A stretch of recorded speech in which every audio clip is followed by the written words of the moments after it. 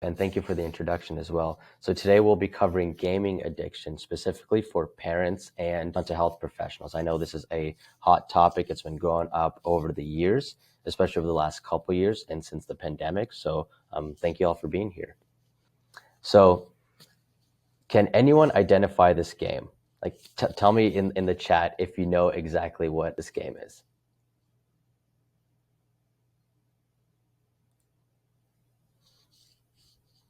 Okay, nice. Perfect. Okay, so that is correct. So this game is Fortnite. Does anyone know what this game is?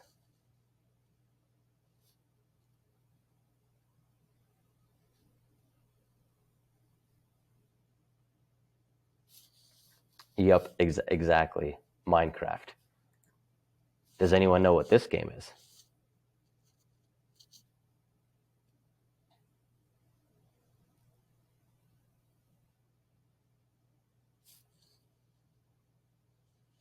Yeah, it gets a little harder as we go on. So this game is World of Warcraft. And does anyone know what this game is?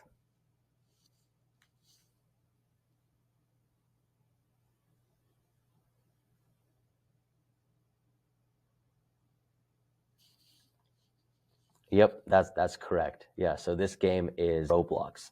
And so why do I bring all this up?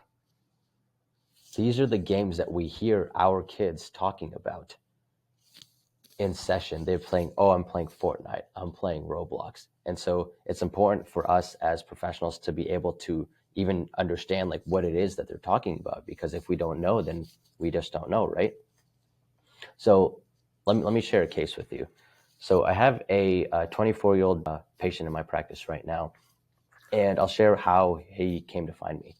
So this guy, he has autism spectrum disorder. And so he was having this thing where he was gaming every night.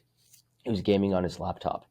And so what was happening was that this kid was waking up very late, missing school, being sleepy for work.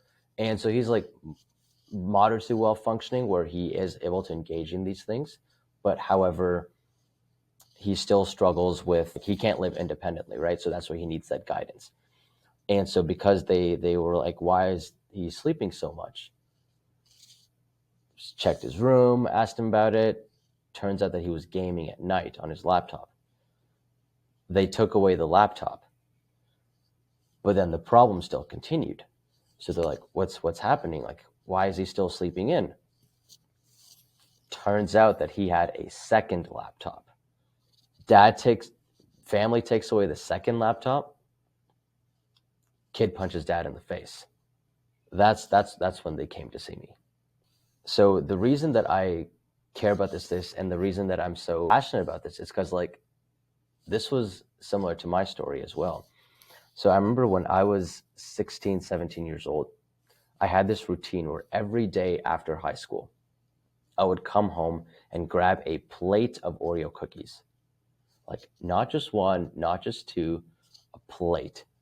Oreo cookies or zebra cakes, little Miss Debbie's cakes, whatever they were. And I would take this plate downstairs to the basement, close the door, shut the blinds, put on my headphones, and just game.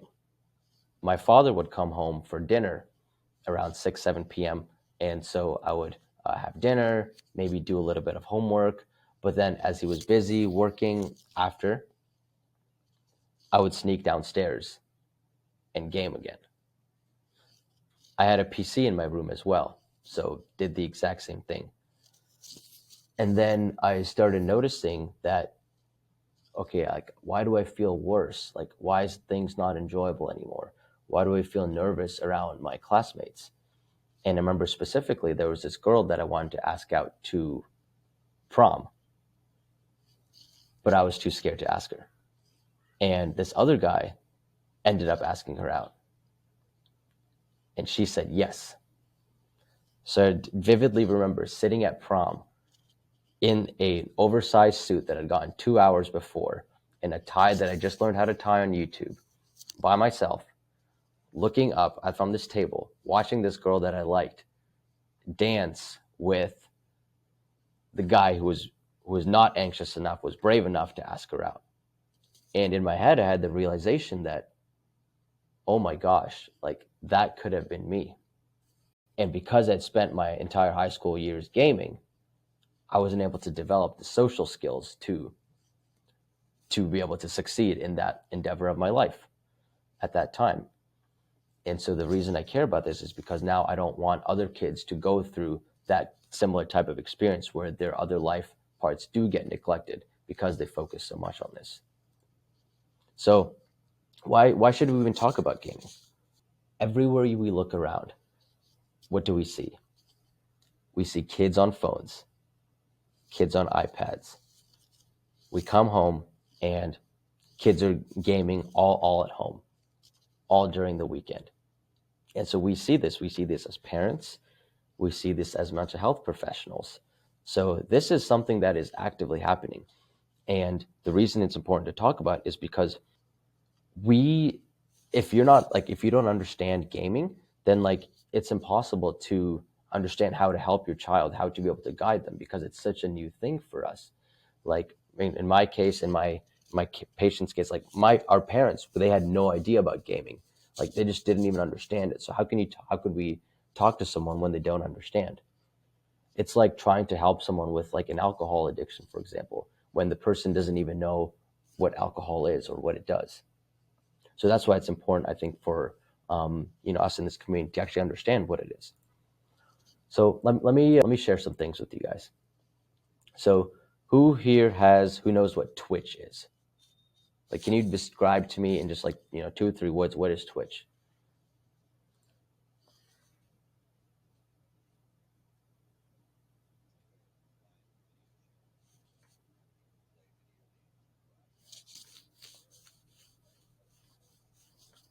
Precisely, exactly. So that's very eloquently stated. It's a streaming service, and so you basically can watch other people play games. And so this screenshot was taken on a random Tuesday afternoon. So we can see that League of Legends, this game here, had 145,000 people just watching someone else play this game. Grand Theft Auto 135, right? And then you can see all these different views. So these are real life human beings who are actively tuned in. This is a Tuesday afternoon, not a Friday or Saturday night, watching this. This is what it looks like. So if you've never heard of this, it's really important to understand, because a lot of kids are watching Twitch. This is, for example, this is a game called League of Legends. And so these guys are streamers. So this guy's playing this league game. This guy's playing this game as well. And so we can see that right now for his stream, he has 25,000 people at that time watching him live. So like imagine 25,000 real human beings, real teenagers, real children sitting there on a screen watching somebody play a game. This is a game, Grand Theft Auto. So like same thing here, right? 20,000, 18,000, 6,000. So like quite a lot of people are engaging in this, and you might be hearing this term Twitch or streaming. So like it's important to know what that is. And as we talked about, right, like to help somebody with this, we have to understand exactly like why are kids even into this stuff? Like what is it about gaming that appeals to other people? Like I still like gaming, I still enjoy it. And so there's things that we get from it. Achievement. So achievement is a huge thing, right? If you imagine a kid, a teenager, right? Think about it from their perspective. You're going through high school, you have middling grades, you don't feel very popular, you don't feel very social, you don't feel very successful, right? You compare yourself to other kids. But yet when you come home and you play a video game, you can slay great demons, monsters, and feel a sense of achievement, a sense of accomplishment. For example, this is from a game called Elden Ring, which is a notoriously, so it takes a lot of time to be able to beat an enemy, but you feel that sense that, okay, I worked for something and I beat it. And that positivity, that like positive feedback loop reinforces itself to make you kind of strive for higher and higher achievements, right? Which is a good thing in real life, but not the best thing when it gets channeled into a video game and it takes over your life. Community and teamwork. So this is huge as well too, right? You may have heard of a term called Discord. And so that's where teens, kids, adults are actively chatting with each other about the game. For example, League of Legends, that is a 4-player cooperative game, meaning that you are collaborating with other human beings to play, and then you have that social aspect to it where you discuss the game. It becomes a community, like it's called the Discord community, right? So if you can imagine a kid who doesn't feel like he or she connects in their school, they feel like nobody understands them, they feel isolated, they might be having their own mental health symptoms. Yet you come on and immediately you have friends, you have people who want to talk to you have people who are responsive all day, you have people you work together with, right? So it's like no wonder that a kid, a teen would be interested in this when it's so much better than what their day-to-day life is like. Competition. So this is a game called Call of Duty, but basically what you're doing is you're in teams, and then you're or by yourself, and you're competing to win to get the highest score, right? And so like competition is fun, right? Everyone understands that. That's why we play in sports, we watch sports, right? You engage in competition, debate competition, science competition. But if somebody is not good in those stereotypical things, we can feel that sense of accomplishment from a video game, right? You can get that sense. And so you can kind of see where all of this is leading. Wish fulfillment. So this is from a game called Skyrim. And in Skyrim, essentially you role play as a character. You're a dwarf, you're a mage, you're an elf, you could be a human, whatever. And then you put on different kinds of armor, different gears, and you fight monsters and explore the region. And so, it's a form of wish fulfillment. You're in this fantasy setting. You get to like fight a giant dragon like this, right? Like real life is not nearly as cool if you're going to science class than if you're doing like this kind of stuff. Exploration. So this is from a game called Legend of Zelda Breath of the Wild. And so it came out for the Switch in 2017. And this was a landmark game. And the reason it was a landmark game is because it offered a whole world that you can explore right out of the gate. And so people spent hundreds, thousands of hours exploring this world, every nook and cranny, everywhere that you see here. Like this is all climbable. Like you can climb this mountain, you can go anywhere in this world. So we know that people like traveling. It's one of the most popular activities worldwide. You can channel that traveling sense in a video game. You get to explore, literally, you are discovering new things. So like, why wouldn't somebody enjoy this? Creativity. So this is from a game called Animal Crossing. And so in Animal Crossing, you start off with just like a blank island. Just imagine this completely barren. And you get to design every aspect of this island, from these trees to this, all of this, even this pavement here, all of this, like you get to design, right? And so because we get to design this, we channel that creative sense. We know that creativity is an important part of the human condition, right? That's why people make art. They get into photography, they do theater, all those things. And so this is a way to channel that. It's not a coincidence that this game exploded during COVID, particularly. That's when it came out in 2020. Because now that people were inside, it gave them that avenue to channel this. And so people spent hundreds of hours on this. And so people can also visit each other's islands too, which provides that collaboration aspect, right? That community. So you see how all of these things link together in those very different games that I showed, but there's like these certain aspects of games that are all linking. So, right, obviously with gaming, there are some pros, right? The social connection that we mentioned. We talked about teamwork, right? Collaborating, the competition aspect of it, right? That relates more to the mastery, where you work on something and you get better and better at it, which is a skill set that we definitely need in real life, and gaming can teach us that. Creativity, as we mentioned too, obviously we need it for day-to-day careers. Critical thinking, right? Another crucial life skill. You're accomplishing big missions together. Let's say you're in a game, you have to go slay some dragon, but then you have to figure out, how do you get to the dragon? What kind of gear do you need? Who do you need to talk to get that gear? What kind of companions you want to collaborate with? So you see, it requires critical thinking to be able to accomplish that mission. And like, we need to know that skill to be successful in real life. But then, of course, right, there's cons, and that's why people are so interested in this topic. So the isolation, right, like that's a huge part. Gaming is a very physically solitary activity.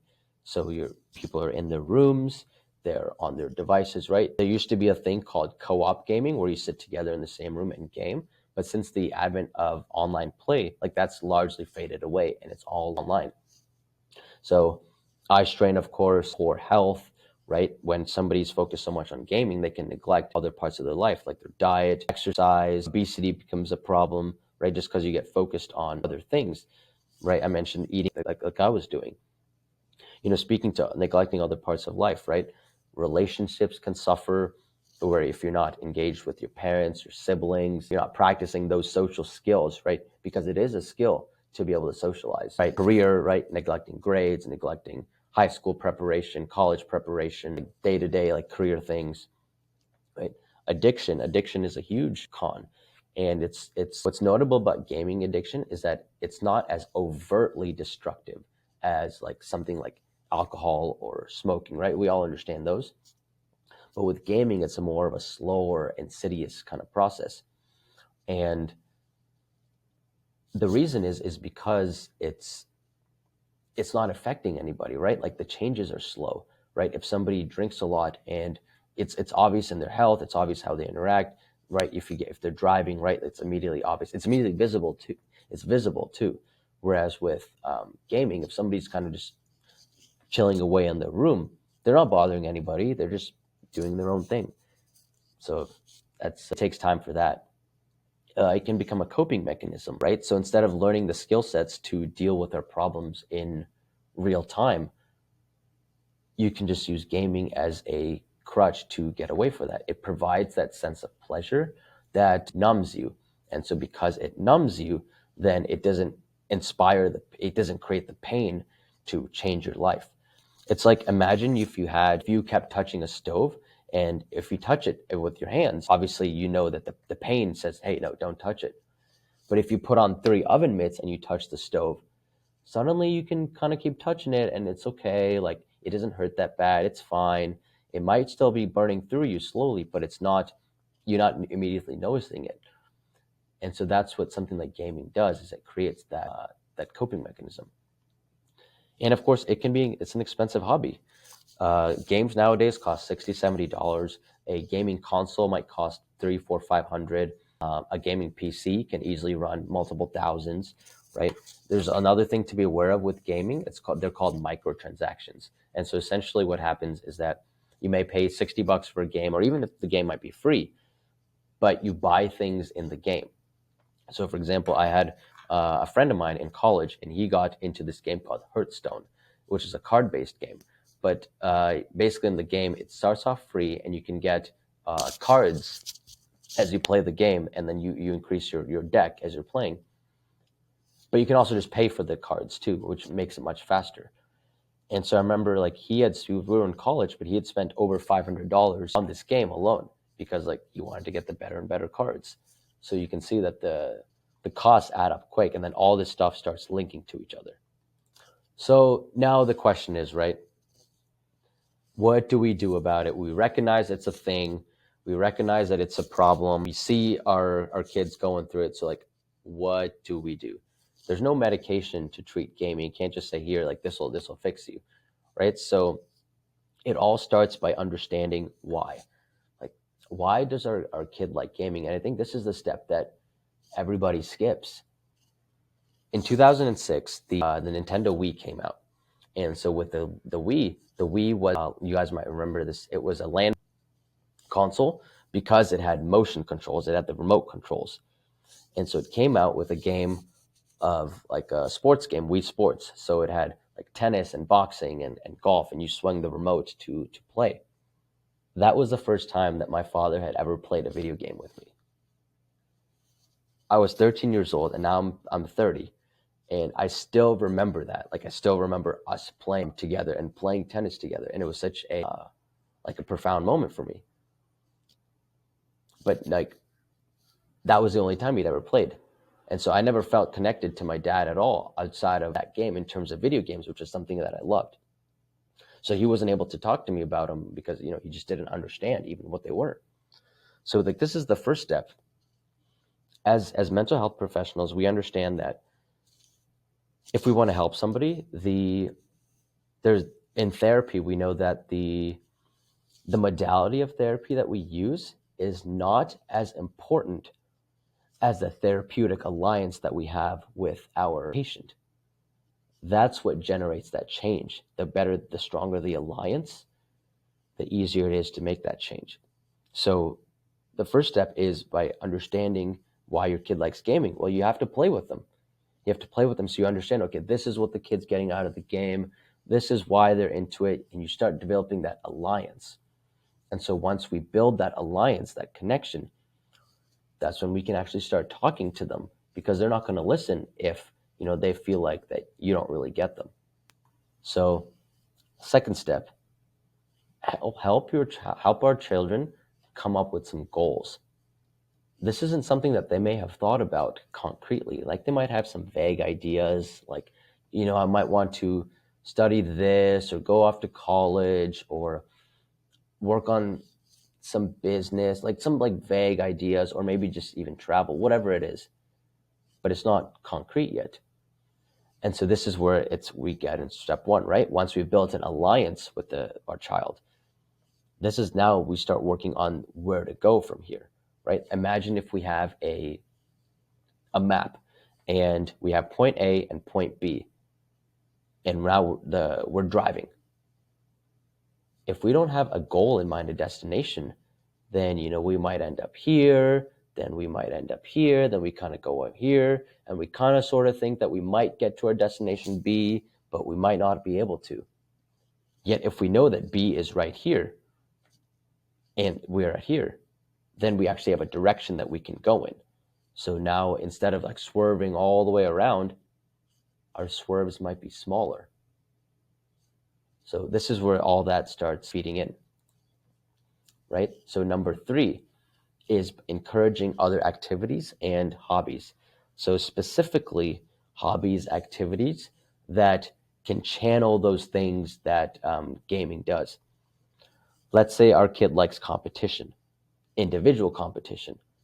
Well, what if we can foster that and have them sign up for tennis or chess or some kind of science building competition, right? So we see how all these things are tying in. If we understand what that core motivation is, what they get out of it, then we can redirect it to channeling it for other helpful things.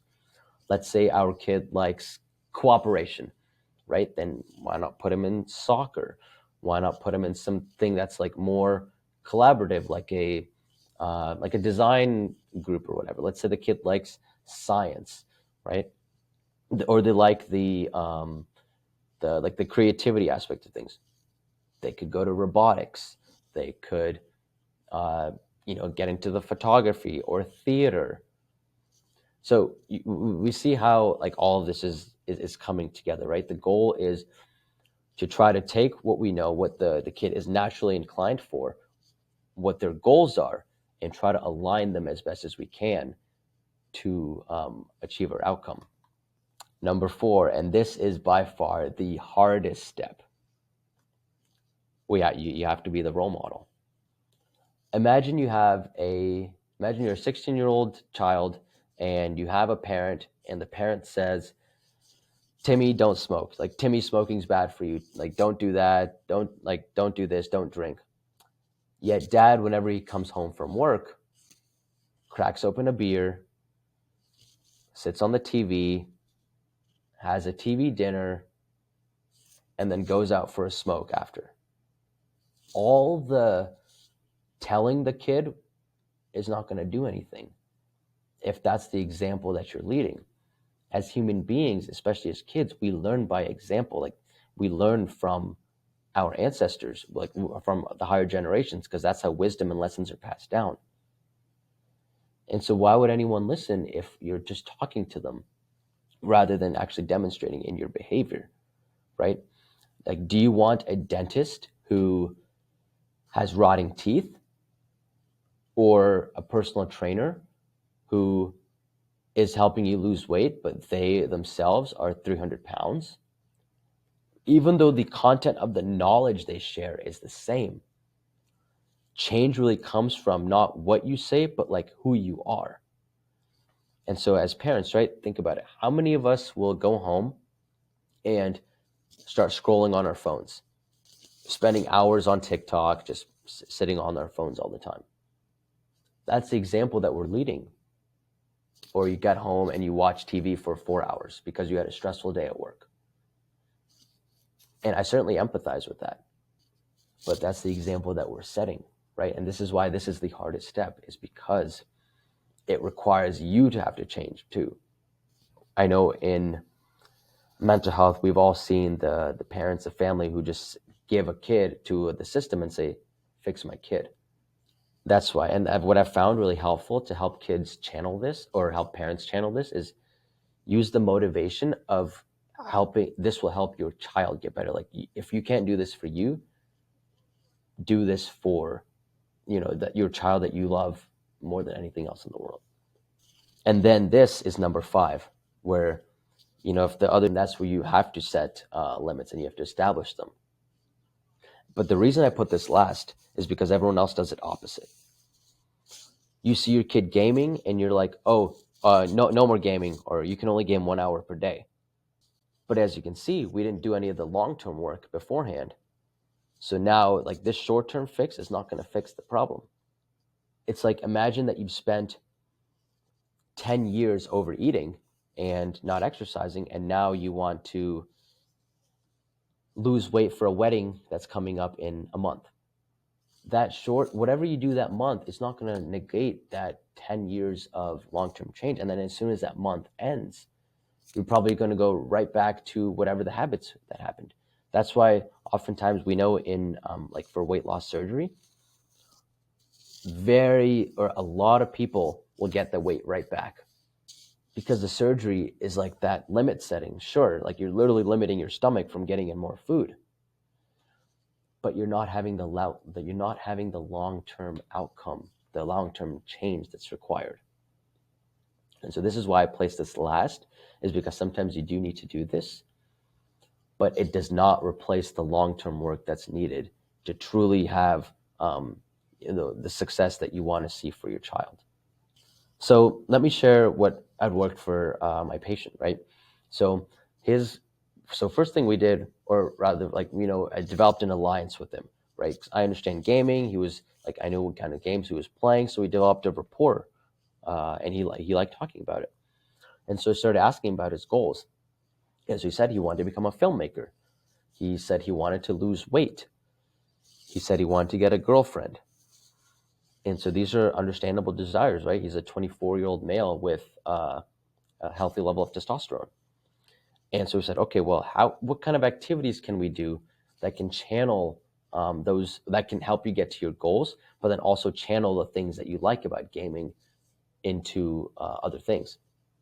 So like he was working the part-time, right? He was in community college, but then now he got a more renewed sense of purpose for them, whereas before he felt like he was just being forced to do them. So weightlifting. So he started getting into lifting. He had a mini gym at home and a cardio machine. So he started doing that in the mornings. In terms of socializing, he still struggles with that. But his mom, she's very actively involved in the community.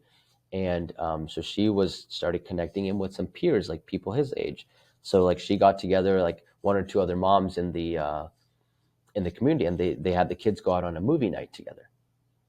So now he's getting some social exposure as well, right? Like he's learning to level up that skill set. And so you see, like we're using those kind of activities, like, and we're channeling that gaming provides, and we're channeling them in real life. Now the parents, right? So the father, he weightlifts with his son and does the cardio in the morning with him. And so like the kid actually says that one of his favorite parts is that him and his dad get to do it together. And he loves that, because one time the dad he got sick for a week, and the kid said he was working out, but it wasn't really the same. He said it was way better when him and his dad were working out. Both the parents are hard workers too, so uh, the dad is like, the mom is involved, does a lot of community kind of work, right? She did a lot of advocating for him too, especially in the high school realm, right? She actually helped change state legislature for him to get more services for kids with autism. And the dad was an executive at an insurance company, and so they both live like a productive type of lifestyle too. And then now, once all this long term work is done, that's when the limit setting is much easier. Where we said that, okay, no gaming at night, and so now, like, he games during the day, but he gets all his stuff done, and so it's okay if he's gaming. Like, if he wants to spend an hour or two gaming it during the day, it's fine. Like, the limit that they've set for him is just don't do it at night, because uh, because it'll impact these things. So you can see, like, all these things again are coming together, right? It's all a flow. And so what worked for me? So I knew that I was 18 years old, right? I wanted to be social. I wanted to lose weight as well. And so my family, so they were a role model, right? That we went to the gym together. Like, that's when I got introduced to the gym, was when my parents were, I was 17 at the time. They were going to a hot yoga class. And so they started taking me to hot yoga. And that's when I got exposure to the gym. And so the limit that I'd set on myself when I went off to college, from high school to college, was that I didn't bring my TV, or I didn't bring any consoles. So immediately that was like a natural limit that was set. Well, because I just didn't have access to that stuff. So I still played some video games because I had some friends, and like we would game together, but it nearly wasn't to the same quantity, since I'd set that limit for myself. And then the activity that I've channeled my thing into was more socializing. So I remember, like, we had just started college, and me and a roommate that I had, we went around to all the different doors, and just in our dorm, and just knocked on them, just to get to meet people. And so then that gave me a lot of that the social aspect as well, and allowed me to develop that social skill set, to where I feel like I didn't really need gaming, because I had other things in my life that were happening. And so, I joined a fraternity, and that was huge for my social life, right? This is the day I got accepted into medical school. And so this is the acceptance letter. So, like, there's when I learned, okay, I need to work hard in order to accomplish my goals. And so now, like, I still love gaming, but it's a small part of my life. I'll play once a week, play with friends, connect with friends, or play by myself when I want to kind of feel that world escapism, or I want to achieve something, right? But so that's I think the overall message is that for gaming, you can incorporate it as a part of your life, but it doesn't need to be our whole lives, right? Because the goal is for us to all be able to level up in our real lives, like, not just a video game. And so I think if we can help kids be able to recognize that philosophy and take that, then that's when we can create that long-term change for them. So yeah, thank you all for tuning in. If anyone has any questions, concerns, comments, would be happy to hear them.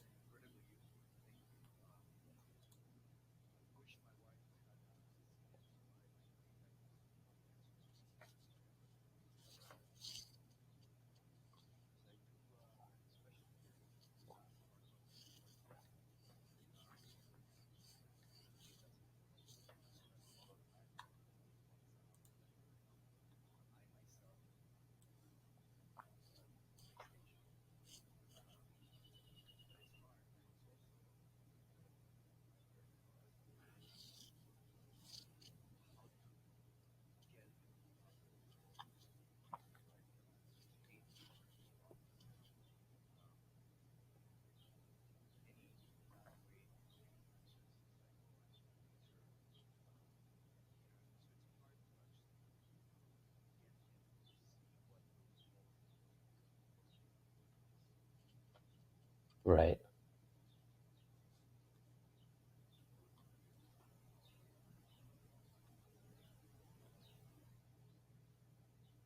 Did you have a question?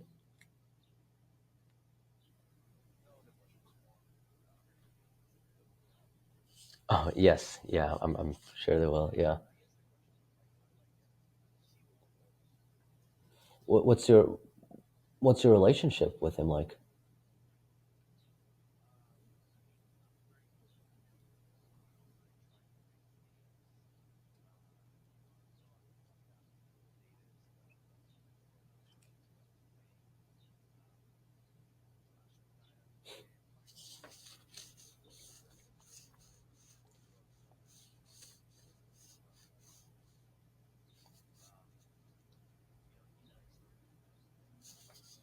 Mm-hmm.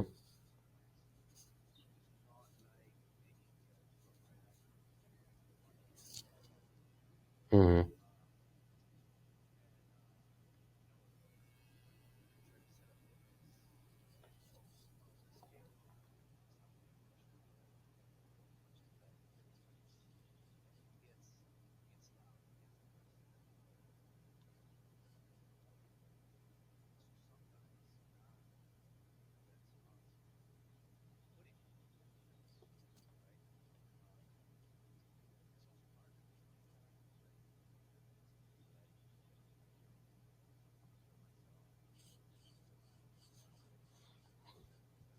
Right.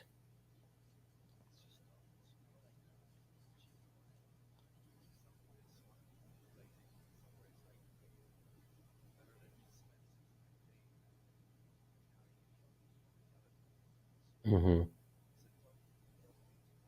Yeah. No, absolutely. Thank you for sharing that too. So a couple things stand out to me there, right? Is one is that he's if he's having all these other behaviors, right? He's saying that he's suicidal. He's saying that he might do X or Y. Then it requires a bigger approach, right? Because like clearly there's more problems than just the gaming. Like there's very likely underlying mental health problems, right? So is he seeing a therapist? Is he getting psychiatric care? All of these things. His brain is still developing as well too, right? So a lot of that impulsivity that he has that will get better with time. But then this is like the analogy that I use is that let's say that you have a wheel, right? And so this wheel has all of these spokes that come out from it. And so for this wheel to, when the spokes are perfect, that's the wheel turns perfectly. But if the spokes are bent, broken, in repair, then our wheel's not going to turn. And that wheel is the functioning of our life. So the way to correct that is that we have to fix all these spokes. And the spokes could be right? Our relationships, our mindsets, our careers, our financial situation, our social life, our spirituality, our purpose, all those things, right? They make up the functioning of our life. And so the way that we fix that is, right, you can have medications. That's like one way to fix some of the spokes. You have like the therapy, right? You have the leading by example. You have the social connectivity, like all of those things. And so I think like the more pieces that we can correct, then the better his functioning will get. Yeah, Royal, I saw you raise your hand.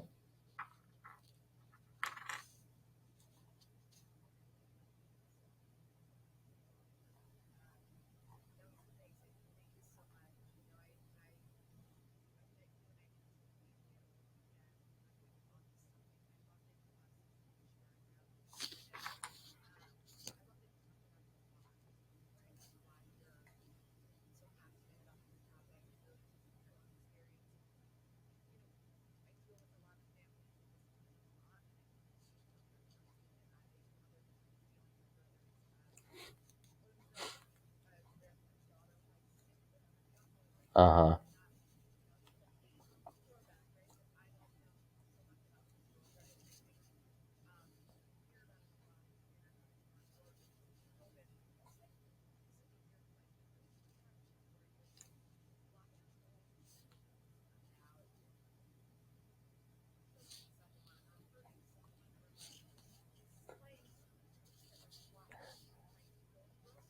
huh.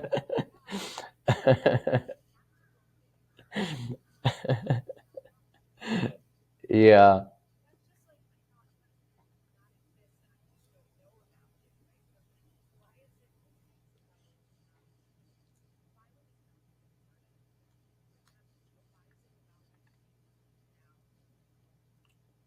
Right. That's a that's a funny question. I like that. Yeah. So one of the things that, right, we play games for is wish fulfillment, right? And I can go grocery shopping in real life. I can't kill monsters. I can't shoot other human beings in real life. But we have this, like, this dark sense, right? We have this sense of competition, right? You want to achieve things, we want to destroy things, right? This is like a dark impulse that we have as humans. And we've seen time and time again in history civilizations conquering each other, right? Even today, the wars going on. This is a dark human impulse that we have. We want to conquer other people's territory. We want to take it over. We want to be able to, it's survival of the fittest. At the base of it, we are human beings, or at the base of it, we are animals. And our purpose is to survive and reproduce, like at the fundamental level, right? And so to survive, that requires destroying the enemy.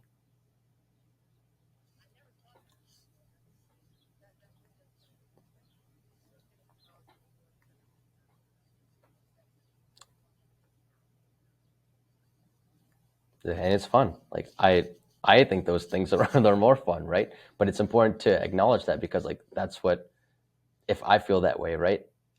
That's what our kids are feeling too. Yeah, for sure. Thank you, Royal. It's like Donna.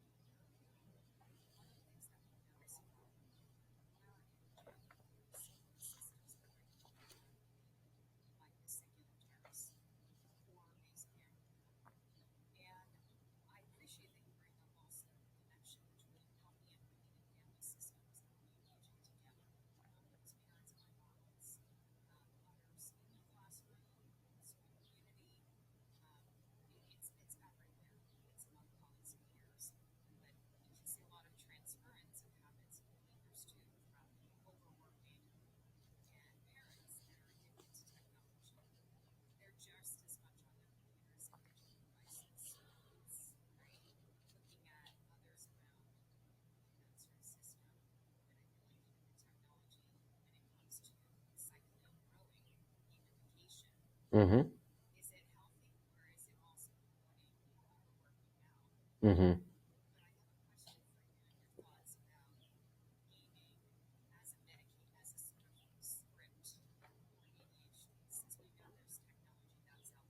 Of course. Of course. Yeah. Right. So there's a saying, right? I'm sure you know, in our field, is the dose makes the poison. Any kind of medication treatment that we use, 5 milligrams, 10 milligrams is perfect. 100 milligrams, 2 milligrams might put you in the hospital. So similarly with gaming, right? I like that idea that you can use it for ADHD, because you're right, it activates those same circuits. But it's also how you, like, that's how you get to them. That's how you get to that person. Because, like, you speak in their language, right? And we know that, right? In mental health, we have another saying, is that you meet the patient where they're at. And so that's why, for example, right? Like, if we're doing opioid treatment, like for heroin addiction, then, like, it's a lot harder to get them to come to see you. So that's why we do street outreach, where you go to them, like you do the clean needles and all that. Like, you go to where the patient is. And so similarly, right, with the gaming treatment, like you mentioned for ADHD, if that's how the kid is going to resonate with, then, like, they're going to feel much more connected and motivated to do that. It aligns with them. It aligns with their identity, right? And that's another piece of things. Like, if that's what their kid's identity is, then, like, telling them to go play a sport is not going to be the same to learn that skill set of ADHD management, rather than through gaming. So of course, yeah, you can definitely use it productively. Does that answer the question? Awesome. Thank you, Donna. Yeah. Andrew?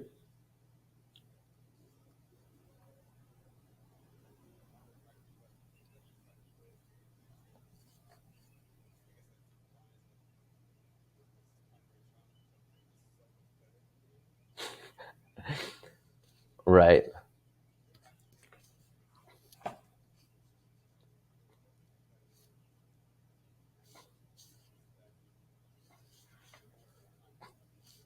Yeah, yeah. That's a good point, right?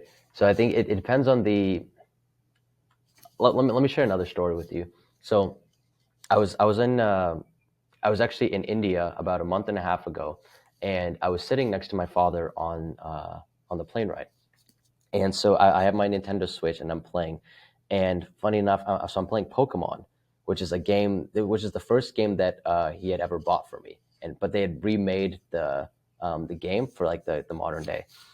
And so I'm playing with this game, and he just asks me about it. Like he is like, "Oh, what are you playing?" I said Pokemon, and so I told him that this is like a remake of the game that he had first. That was the first game I ever received on Christmas Day. And so like he starts asking me about it, right? I was like, "Oh, like what's that like?"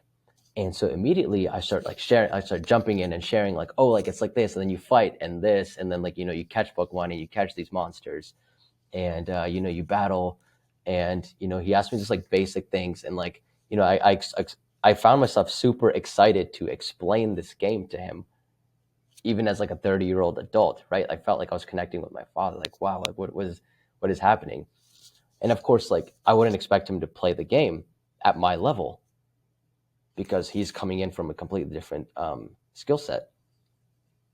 But what he did have was that curiosity and that just that learner's mentality. He's like, oh, I kind of want to learn.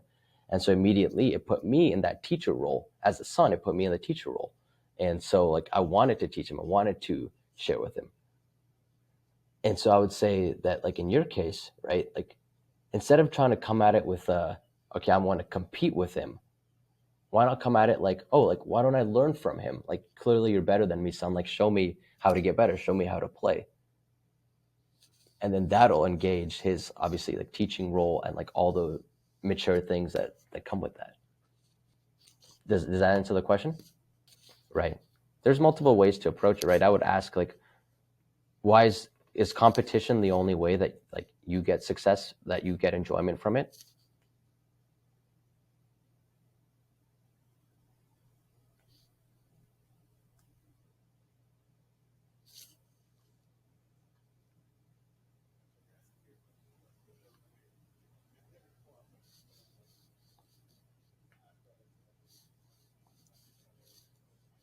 Mm-hmm. Yeah, of course.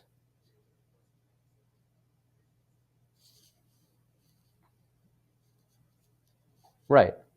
Right. But then, that's when you have to come in with that other mindset, right? Like, oh, clearly, son, daughter, you're better than me. Like, oh, show me how to do it. You mentioned that like you don't have the patience for it, and you don't need to compete at the same level that that your child is doing it at. But as long as you come in from that miller's mentality and truly want to do it, like because it'll help you connect with your kid, then I think that might make it a more enjoyable experience for you.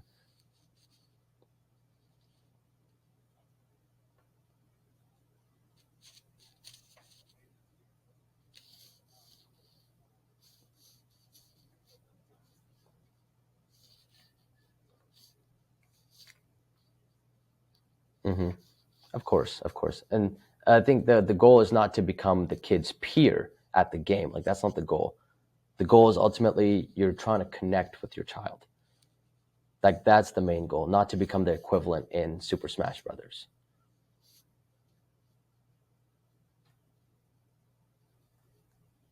Did anyone else have any other questions?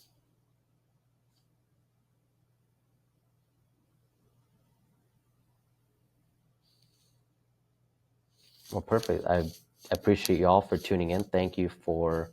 Uh, thank you for listening, and I hope it was helpful. Yeah. What? Yeah. Absolutely.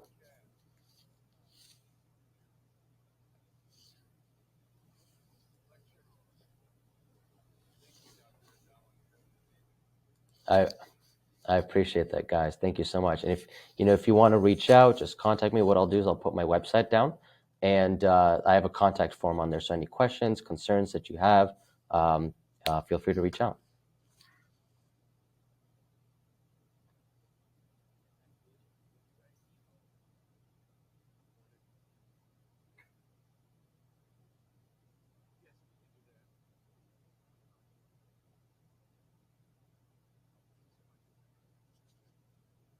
Awesome. Bye, guys.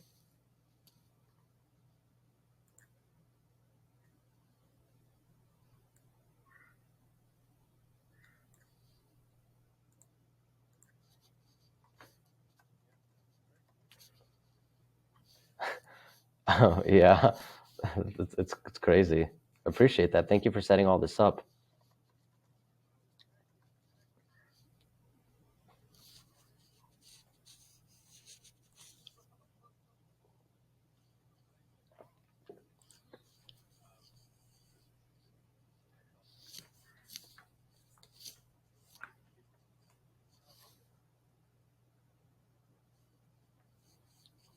Exactly. Just like anything else. The example I give is going out celebrating your friend's bachelor party is a lot different than waking up on a Tuesday and needing to drink because you have a headache from not drinking.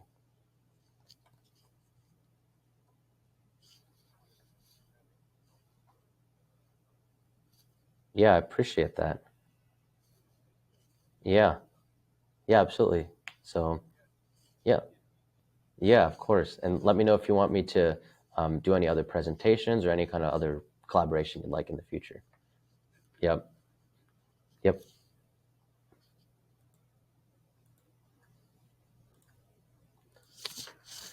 Whew.